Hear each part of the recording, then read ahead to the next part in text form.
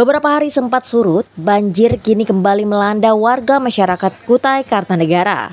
Bukan hanya di jalanan, kini banjir hingga masuk ke rumah-rumah warga masyarakat. Tentunya ini menghambat dan mengganggu aktivitas.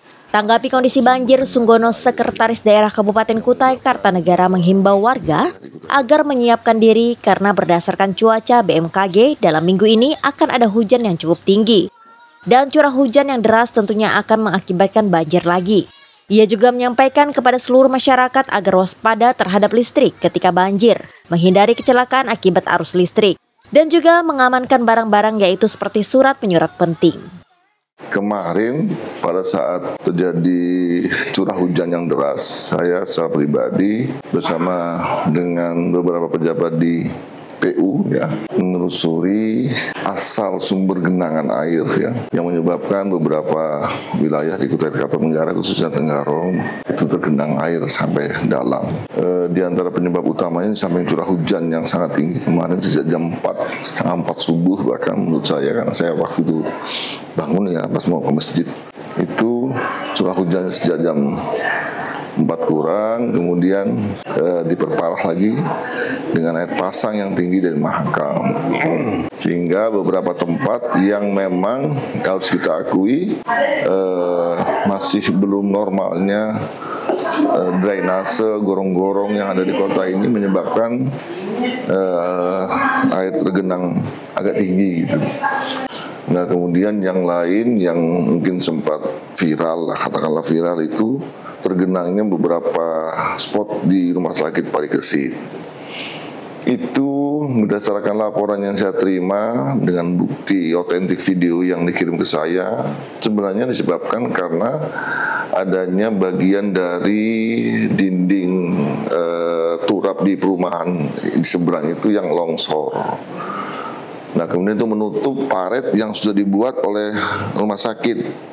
Di sepanjang pagarnya itu sebenarnya sudah ada paretnya itu, tapi karena tertutup oleh longsoran itu dan air dari atas itu debitnya tinggi, kemudian menabrak pagar dan jebol sehingga masuk ke rumah sakit. Tapi alhamdulillah bekas kesigapan semua pihak termasuk direktur dan semua pejabat yang di sana. Kita kemarin sempat pinjam biko, jadi kita gali kembali, kemudian airnya bisa normal itu. Ya langkah selanjutnya kita nanti kemarin dari pagi tadi saya juga mendapat laporan dari beberapa camat yang menginformasikan tentang jumlah warga terdampak jumlah warga terdampak. Kemudian saya juga sudah instruksikan kepada teman-teman BPBD, Dinsos untuk memantau keadaan dan menyiapkan diri seandainya dibutuhkan untuk mendirikan dapur-dapur sementara, dapur umum yang ada di wilayah-wilayah itu gitu ya. Tapi kalau insya Allah harinya panas seperti hari ini dan beberapa hari ke depan panas, kami sih mudah-mudahan kita sama-sama berdoa tidak terjadi genangan air yang dalam lagi seperti kemarin gitu.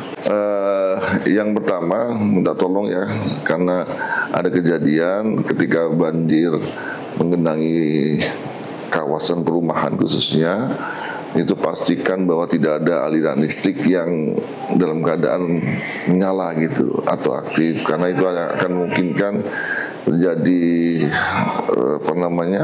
penyebab kecelakaan listrik setrum kasarnya gitu, dan itu pernah terjadi di tempat lain. Dan yang selanjutnya mungkin untuk wilayah-wilayah yang menjadi tempat-tempat biasa banjir, kita sarankan supaya menyiagakan, membuat mitigasi resiko, tidak menaruh barang-barang penting di sembarang tempat, khususnya dokumen-dokumen, sehingga pada saat terjadi kejadian seperti itu tidak terganggu Kemudian mungkin juga bisa